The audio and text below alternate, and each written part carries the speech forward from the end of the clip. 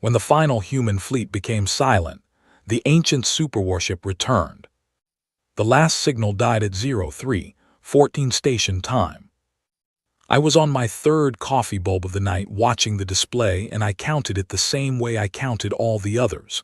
Name, registry number, time of last signal, the ISV Cardin. Gone. 311 ships now dark. One remaining marker left blinking on the screen. I wrote it in the log.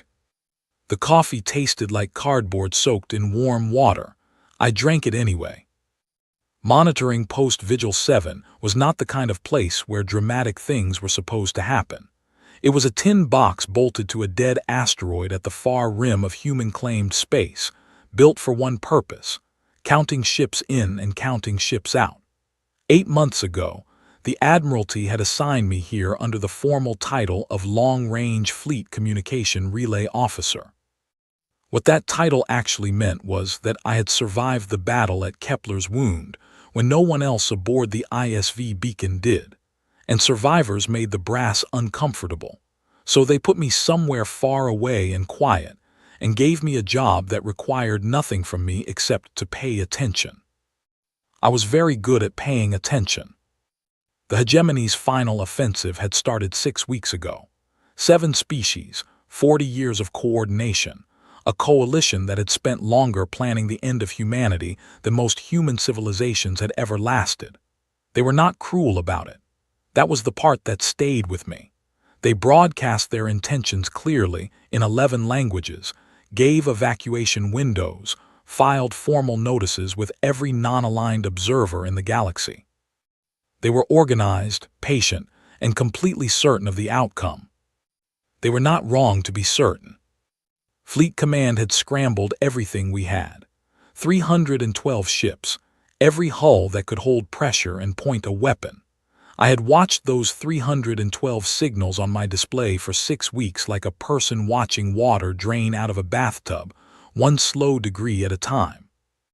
The hegemony didn't even respond to most of our attack runs. They absorbed them, reorganized around them, continued moving. By week 4, we were down to 140 ships. By week 5, 62. By the morning of day 41, I was drinking terrible coffee and watching the last 11 signals blink out across the span of 3 hours. Not in battle, not in any formation I could identify. Just there and then not there. The way a candle flame stops when someone puts a finger over it. I counted every one, wrote every one down. The hegemony victory broadcast went live at 04:00 station time, on every frequency, in every language including perfect standard human. The voice was calm and measured, the tone of someone reading a prepared statement they had written 18 months ago and set aside until the right moment. The human experiment is concluded. The galaxy may now proceed in accordance with established order. I turned it off after 4 seconds. The last remaining signal on my screen belonged to the ISV Reckoning, flagship of Admiral Owen Marsh, Fleet Admiral, 43 years of service. I had met him once at a command briefing 2 years ago. He had shaken my hand and called me by my first name and looked at me with the specific expression that senior officers gave to people who had survived things they shouldn't have. Not pity, something quieter than pity. The Reckoning's telemetry was wrong. Not wrong the way a ship in distress reads wrong, wrong the other direction. The Reckoning was accelerating, driving forward, into the full remaining hegemony formation. One ship, 300 meters of hull and whatever Admiral Marsh still had loaded in the weapon bays, straight into the center of the fleet that had just announced the conclusion of humanity. I leaned forward in my chair. The Reckoning signal didn't end in an explosion.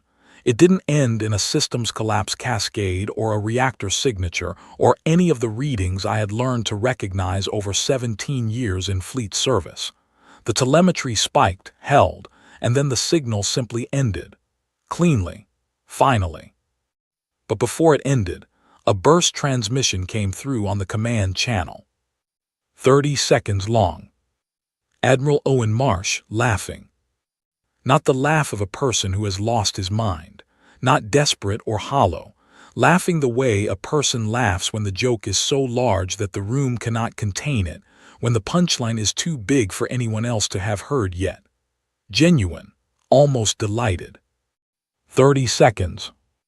Then nothing. The display cleared. 312 ships, all dark. The count was complete. I sat in the silence for a long time. Outside the station's single porthole, the dead asteroid turned slowly in the dark, the same as it had for 4 billion years, completely indifferent to what had just happened. The galaxy beyond it looked exactly as it always had, stars sitting in their positions, light traveling its enormous distances. My log had 312 entries in it now. I closed it. The hegemony was already broadcasting again.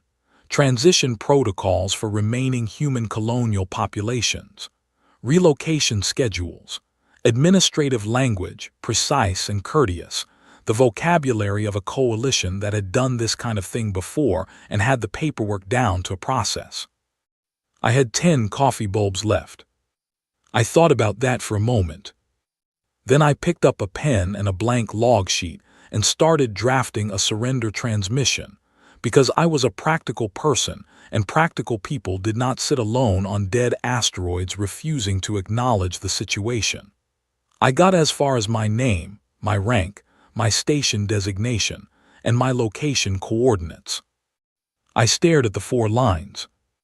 I put the pen down. I did not send the transmission. I don't know exactly why. I told myself it was because I needed to verify the protocol format, which was not true. I told myself it was because the station's long-range communicator had been running intermittently for 3 months, and I was not confident the signal would reach anyone, which was also not true. I told myself a number of things and believed none of them, and sat there in the quiet with 10 coffee bulbs and 312 names in a closed log. The asteroid turned. The stars sat still. I made another coffee. It tasted like the memory of coffee, the idea of coffee, a description of coffee written by someone who had never actually tasted it. I drank the entire bulb without stopping. And then, because I was very good at paying attention, and I had nothing else to pay attention to, I noticed the silence had changed. Not quieter, different. The way a room feels different when someone else has walked into it, even before you see them, even before they speak. Some small shift in the quality of the air. I checked the display. The 312 dark markers were still dark. But there was something else on the screen. In the far lower corner, in a frequency band I had never seen an active signal on, a new marker had appeared. Faint, distant, pulsing in a rhythm I could not immediately identify. Not a hegemony signal, not any fleet frequency I recognized. Something else entirely. I looked at it for a long time. I told myself it was a glitch. I made another note in my log, not about the signal, about the coffee, that it tasted wrong, that I had 4 bulbs left now instead of 10, which meant I had lost track of time somewhere in the last few hours. The signal pulsed on, steady, patient. I did not look at it again for another hour. Of course I did. The signal had been there for 6 hours before I finally ran a proper trace on it. I want to be honest about what those 6 hours looked like. I reorganized the station's nutrient crate storage, which I had not done in 8 months and which genuinely did not need doing. I ran 3 separate diagnostic cycles on systems that were functioning perfectly. I updated the maintenance log for the water reclamation unit, which had not malfunctioned and did not require a log entry. At hour 4, I sat down on the floor of the storage bay and looked at the ceiling for 20 minutes. Then I went back to the console. The signal was still there. It pulsed in a pattern that was not random. I had spent enough years reading deep space communication telemetry to know what random looked like, and this was not it. But it was not any code format I had ever been trained to read. It had a rhythm that felt almost like breathing, like something large and very old sitting in the dark and simply existing in a way that wanted to be noticed. I told myself it was a hegemony probe, cataloging the rim territories now that the war was formally over, making a record of what they had taken. The frequency read did not support this. The frequency was wrong for a hegemony probe by about 3,000 years. I ran the frequency against the station's signal archive. The archive was not a comprehensive database. It was the standard reference library loaded onto every monitoring post, updated twice a year, covering all registered communication protocols for every known active civilization in the galaxy and several inactive ones. The search returned one result. The result was tagged as follows: Ancient Human Deep Space Signal, circa 3,000 years pre-standard calendar. Frequency range used during the first expansion period. Logged twice in recorded history, both instances marked unresolved, both instances marked classified, and below the classification tag, in a note that someone had clearly added by hand and clearly not expected anyone at a rim monitoring post to ever read, a single additional word: mythological. I read the word 3 times. Then I read the archive entry it linked to. It was short. Most of it was redacted. What remained described a series of anomalous deep space readings detected during the early hegemony contact period, readings that the Joint Human Hegemony Science Committee had agreed to classify as censor error and shelve indefinitely because the alternative interpretation was, and this was a direct quote from the committee notes, not useful to ongoing diplomatic efforts. What the alternative interpretation actually was had been redacted along with most of the rest of the document. I sat with this for a while. The signal pulsed, patient, not urgent, not demanding, the rhythm of something that had been waiting a very long time and had grown comfortable with waiting. I pulled up the translation toolkit that came loaded on the station's secondary research system. It was a basic tool, designed for field identification of unknown communication formats, nothing sophisticated. But proto-human script was technically part of the historical database, logged under extinct languages, and the toolkit had a working reference key. I started the translation. It was not fast work. The signal did not carry text the way modern signals carried text.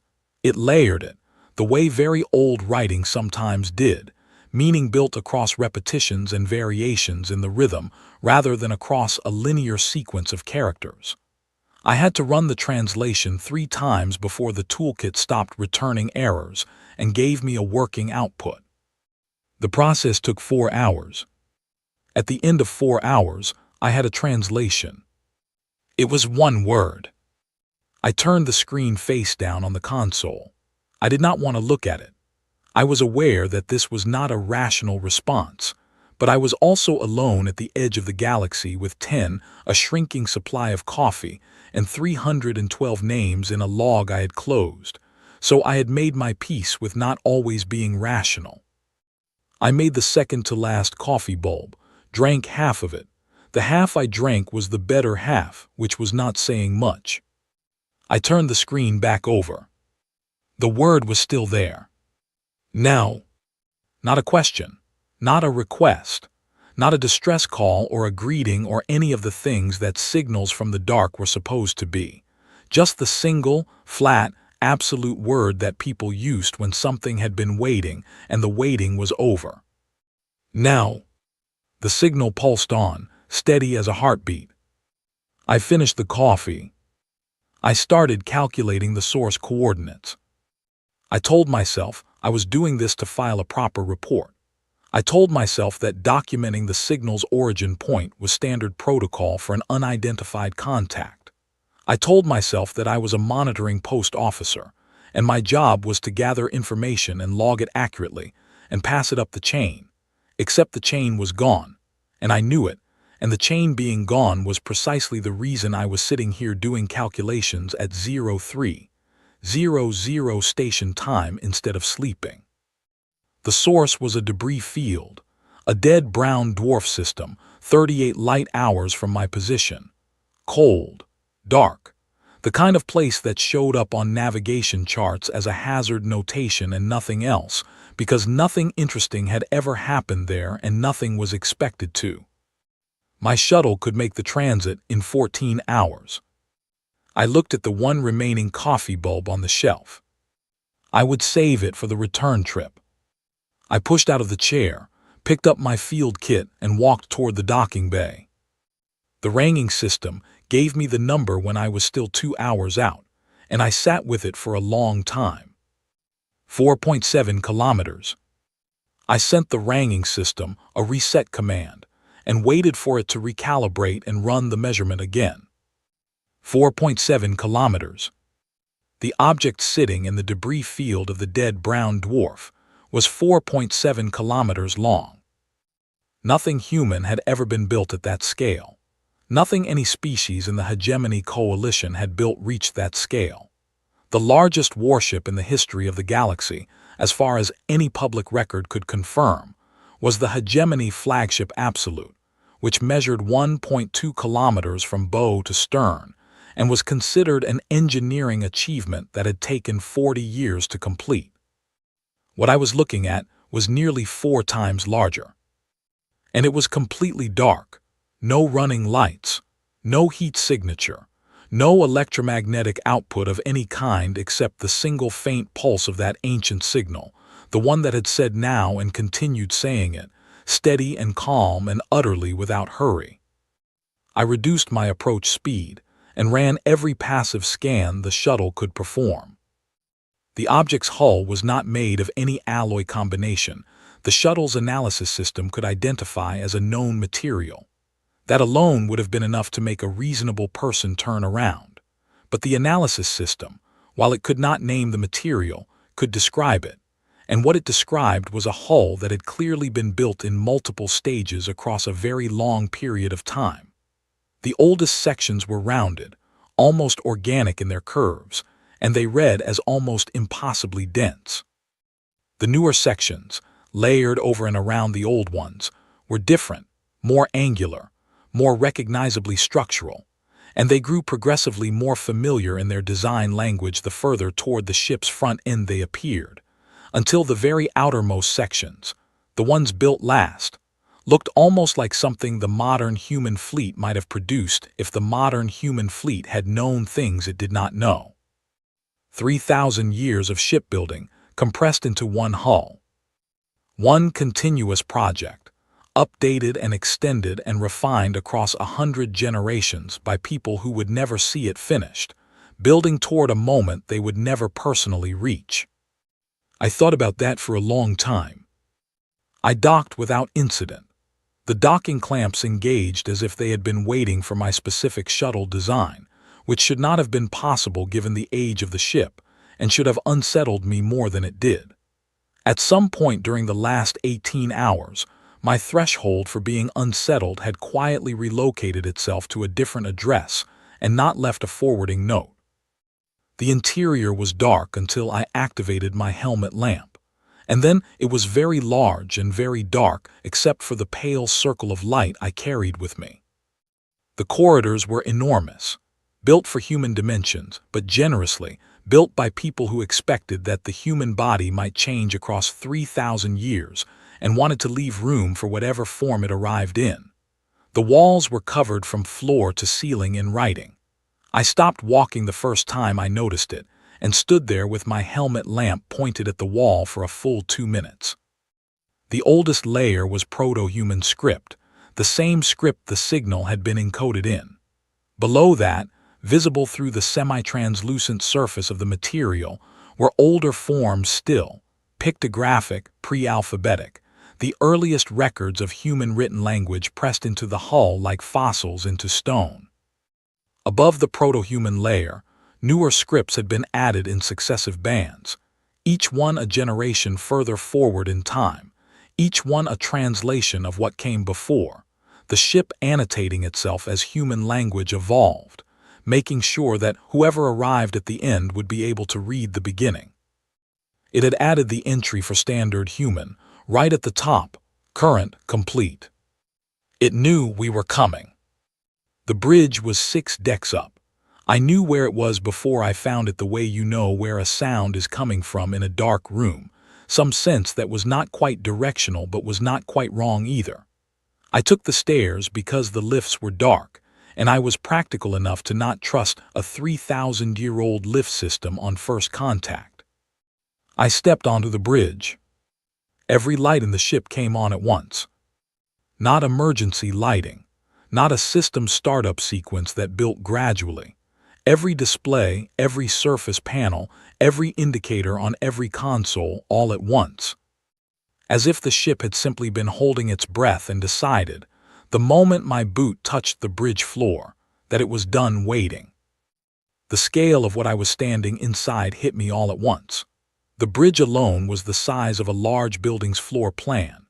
The main display covered an entire wall, and on it, in perfect, current, standard human notation, was a star map I recognized as the galactic rim, with my shuttle's position marked, and the debris field marked and further out with a single clean marker indicating location and composition, the Hegemony Victory Assembly at Solace Station. The ship knew exactly where everything was.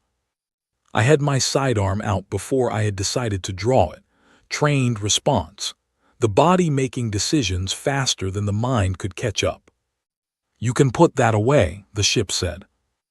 The voice came from everywhere and nowhere, not from a speaker, not from a fixed point in the room, from the walls themselves, from the material of the hull, as if the ship were speaking the way stone speaks, through resonance, through the weight of what it was made of. "I am not a threat to you, Commander Voss." I did not put the sidearm away. "You know my name," I said. "I have been watching Vigil 7 for 8 months, the ship said. "I know your name. I know your coffee inventory. I know you did not send the surrender transmission." A pause. "You are late, by the way. I calculated the fleet would fall on the 14th. You arrived on the 17th. "I took some time before I came," I said. "You were afraid," the ship said, not unkindly.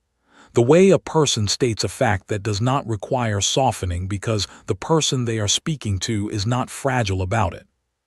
"I was thinking," I said. "Yes," the ship said, "that too." I finally lowered the sidearm, not because I felt safe, because pointing it at a 4.7-kilometer ship was a gesture so small it had stopped meaning anything. "What are you?" I said. The answer the ship gave me took a long time. Not because the answer was complicated, but because the answer was large in the way that some true things are large, and large things take time to pass through a room. The builders had not been a separate civilization. They were human. They had been the humans who came before us, the generation that looked at the hegemony forming 3,000 years ago and understood clearly what was going to happen.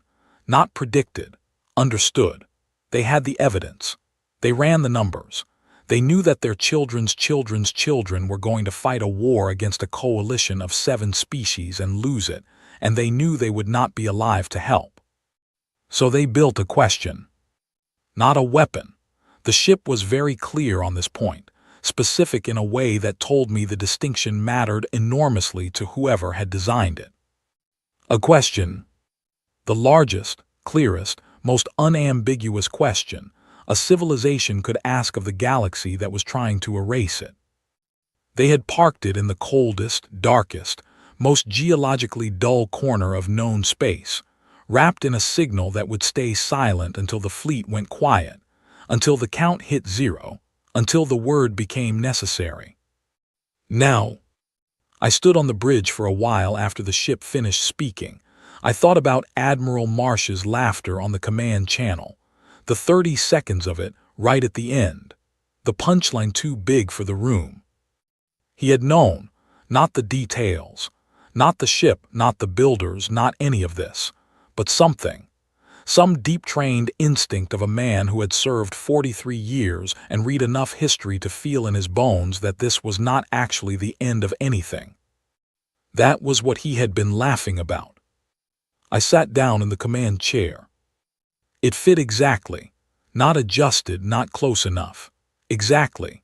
The angle of the back, the placement of the armrests, the height relative to the console. Built for a body with my proportions by people who had never met me 3,000 years before I was born. I put my hands on the armrests. "I'm going to give you a name," I said. "I know," the ship said. "You already know what it is." "I have been watching you for 8 months," the ship said again. "I know how you think." "Threshold," I said. "Yes," said the threshold. The weapons systems took 4 hours to understand, and I want to be very clear that understanding them and being comfortable with them were two entirely different things. I understood them at the end of 4 hours. I sat on the bridge floor afterward with my back against the base of the command chair and stared at the ceiling for 20 minutes because the ceiling was very far away and very calm, and I needed both of those things. The threshold did not rush me. This was something I was learning about the ship. It had been waiting 3,000 years. 20 minutes was nothing to it. It had a patience that was not human patience, which was the strained, effortful kind that people wore out and had to recover from. The threshold's patience was structural, built in, part of what it was made of. When I stood up because I was ready, and the ship seemed to know this before I did, because the main display had already brought up the star map again, the hegemony assembly marker at Solace Station sitting in the center of it, clean and precise. Solace Station was a neutral zone waypoint, established before the war, maintained by mutual agreement among every major species in the galaxy. Its purpose was exactly what the name implied: a place where things got resolved without weapons, a place where the formal language of endings and beginnings got written down and witnessed. The hegemony had chosen it specifically for the signing ceremony. I found this detail interesting, that even at the moment of their absolute victory, they wanted a neutral location. They wanted witnesses. They wanted the non-aligned civilizations watching. They needed the galaxy to see this happen in the right place, at the right time, in the right way. There was something in that. I thought about it while the threshold began its pre-transit sequence, which was not like any pre-transit sequence I had ever seen, being nearly silent and requiring nothing from me beyond sitting in the chair and staying still. We were moving before I had fully registered that we had started. The transit itself was dark, not the illuminated dark of a standard jump corridor, the deep black with the faint light scattering at the edges that most ships produced in transit. The threshold's transit was absolute darkness, total and complete, the darkness of a space between spaces, a distance being crossed by means that the ship had not fully explained and that I had stopped asking about. I used the transit time to review the Hegemony Assembly's publicly broadcast schedule. They had published the full agenda because they had done this before and they were organized, and they saw no reason not to. The signing ceremony was the central event, scheduled to begin at 14:00 station time, with representatives from all 7 coalition species present. 14 hegemony escort ships positioned in formation around the station. Observation vessels from 40 non-aligned civilizations, cameras running, all of it being broadcast on every major channel across the galaxy. The formal end of humanity. On 40 channels, with good lighting. I looked at the schedule for a while. Then I opened a secondary screen and pulled up the broadcast that was already running, the pre-ceremony coverage, the kind of thing news channels filled time with before the main event. The hegemony ambassador was visible in the background of one of the coverage shots, speaking to an aide. He was wearing ceremonial robes. The robes were blue and gold, hand-worked, the kind of garment that took years to commission and produce. The kind of garment you ordered when you were completely certain of the outcome, because you would not commission something that took 2 years to make unless you knew, 18 months ago, that you would be standing in the right place at the right time to wear it. I kept looking at those robes. The transit ended. No warning, no deceleration sequence. The threshold simply stopped being in darkness and was somewhere else, and the somewhere else it had chosen was not weapons range, was not the outer edge of the hegemony formation, was not any of the positions a combat ship would take before engaging an enemy fleet. The threshold was inside the formation, between the escort vessels and the station itself, in a space large enough to contain it only barely, occupying a gap that was not a gap, that had not been a gap 30 seconds ago, that the hegemony formation had no protocol for because no ship in the galaxy could move through formed lines without traversing the space between them. The threshold had not traversed the space. The threshold had simply been in one place and then been in another, and the gap had appeared around it because the gap was required, and the threshold had decided the gap was required, and that was the end of the discussion. The 14 escort ships registered us in the same fraction of a second. Battle stations across the entire formation, every weapon system going active in a cascade so fast and coordinated that I had to acknowledge how good they were. They were very good. They had been preparing for this moment for 40 years, and they were excellent at what they did. Every weapon in the formation was pointed at the threshold. None of them fired. I watched the hesitation play out across their telemetry like a language I could read. They had run the numbers. They had looked at what was in front of them, and they were doing the same calculation I had done when the ranging system gave me 4.7 kilometers, and the calculation had the same answer, and none of them wanted to say the answer out loud. The observation vessels from the 40 non-aligned civilizations were still recording, every camera, every sensor array, every channel still running. The pre-ceremony coverage had gone silent. The news presenters had stopped talking.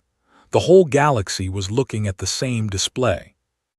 A ship the size of a small moon, parked inside the hegemony's victory formation, in a space it should not have been able to occupy, built by humans, 3,000 years old, awake. The threshold's external systems came online one by one, not weapons, sensors, transmitters, every communication array it carried, reaching across every frequency, opening channels to every vessel in the system, and every observation platform beyond it. "You can speak now," the threshold said to me. I had one hand wrapped around the stylus I had found in the command chair's armrest. It had been there when I sat down, slipped into a narrow groove between the armrest pad and the frame, as if someone had set it down 30 seconds ago and forgotten to pick it up. It was old, made of a material I could not name, with a writing tip that was still functional. 3,000 years old and still working, because humans over-engineered everything and always had. I rolled it between my fingers. "You could have contacted them first," the threshold said, "warned them." "Could have," I said. I opened the channel, all frequencies, all 47 active receiver stations in the system, all 7 species, all 40 non-aligned observers. "My name is Commander Yara Voss," I said, "former Fleet Tactical Intelligence, currently in command of a vessel that has been waiting a long time for this specific moment. I am calling to inform you that the human fleet going silent was not the end of the conversation. It was a pause." I let that sit on the open channel for a moment. I would appreciate the opportunity to speak with whoever is authorized to make decisions for the coalition. I am not in a hurry, neither is the ship. The threshold's voice, quiet enough that only I could hear it, said, 14 vessels are currently at maximum weapon charge." "I know," I said. "They will not fire." "I know that too." Silence on the channel for a long moment. Then a new voice, measured and careful, the voice of someone accustomed to speaking words that became history. The hegemony ambassador, still in the ceremonial robes, still in the room where a signing ceremony had been scheduled to begin in 4 hours. "Commander Voss," he said, "what do you want?" And there it was, the question, simple and direct and carrying the full weight of what was actually being asked, which was not "what do you want" exactly, but rather, What kind of species are you at the end of all of this, when everything has been taken and nothing can be taken back? When you are one person in a chair inside a ship that should not exist, facing the full organized force of the galactic order? What do you want? I rolled the stylus between my fingers. I looked at the walls of the bridge, the writing on them. The oldest layer down at the bottom, proto-human script, the language of people who had built this ship in the knowledge that they would not live to see this moment. They had written on the walls anyway, everything they knew, everything they understood about what was coming and what would be needed when it arrived. They had left me the words. I found the one I needed. It was in the oldest layer, pressed into the hull 3,000 years ago by someone who had understood that the moment would come, that the question would be asked, and that the answer needed to exist before the question did. I said the word in proto-human. My accent was probably wrong in every possible way, and the word came out roughly and probably sounded nothing like it was supposed to sound. The threshold translated it live, on every open channel, in all 11 languages simultaneously. The translation appeared on the main display in front of me, so I could see what the rest of the galaxy was hearing. Not victory, not surrender, not peace or justice or any of the large words that wars got fought over. The word was to continue. To continue being what we were. To continue pushing into spaces where we were not expected. To continue asking questions that made the established order uncomfortable. To continue building things that should not work and flying them at problems that should not be solvable. To continue being the experiment the galaxy had not finished deciding what to do with. To continue being wrong about things in ways that occasionally turned out to be right. To continue being loud and fast and too much, and not quite what anyone had planned for. To simply continue. The channel was open. The 40 observation networks were recording. The ambassador in his 2-year robes stood in a room where a ceremony had been scheduled to complete the formal record of humanity's end. He did not speak immediately. None of them did. The 14 escort ships held their positions, weapons charged, not firing. The numbers were the numbers and everyone in the system could see the numbers and the numbers said what they said. It was not the threshold size that was holding them in place, though. I want to be clear about that, because I had time to think about it afterward, and I think this is the most important part of the whole thing. It was not fear of what the ship could do that made the ambassador pause, that made the formation hold, that made 40 channels of cameras stay focused and quiet and waiting. It was the word. To continue. Because it was not a threat. It was not a demand or an ultimatum or a condition. It was the one answer that the hegemony coalition, with all its centuries of experience and all its diplomatic language, did not have a prepared response to. They had prepared for defiance. They had prepared for negotiation, for terms, for the conventional language of a civilization trying to bargain for its survival. They had been ready for all of those things. They had not prepared for a species that, at the moment of its complete military defeat, sitting in a 3,000-year-old ship that its ancestors had built on the bet that this exact moment would come, said only, "We want to keep going. We want to still be here. We want to continue." The ambassador spoke again after a long silence. His voice was different this time, not the formal voice of a prepared statement, something quieter. "The signing ceremony," he said, "has been postponed pending further consultation." That was it. No announcement of new terms, no declaration of armistice, no formal process of any kind, not yet, just postponed, pending, the specific language of people who needed time to consult with each other about something they had not fully anticipated. I let out a breath. The observation vessels, 40 of them, from 40 different civilizations who had watched humanity fight for 40 years and lose, were still recording. The feeds were live. The word had gone out on every channel, in all 11 languages, translated in real time by a ship that had been built to deliver it. To continue. The escort formation began slowly to stand down, not all at once, one ship at a time, the weapon signatures powering back to idle, the same way the fleet signals had gone dark on my screen over those 6 weeks, one at a time in their own order, each one making its own decision. But in the other direction now. I watched each one go to idle, and I did not write it down. The threshold's bridge was quiet.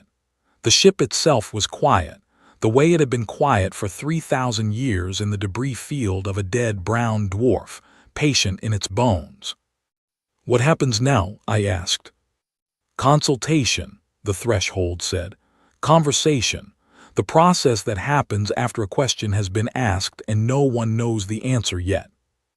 How long does that take?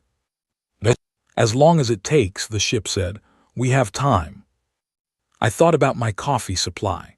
1 bulb left, sitting on the shelf in my shuttle in the docking bay, 2 levels below me. I stood up. I need to get something, I said. The threshold said nothing.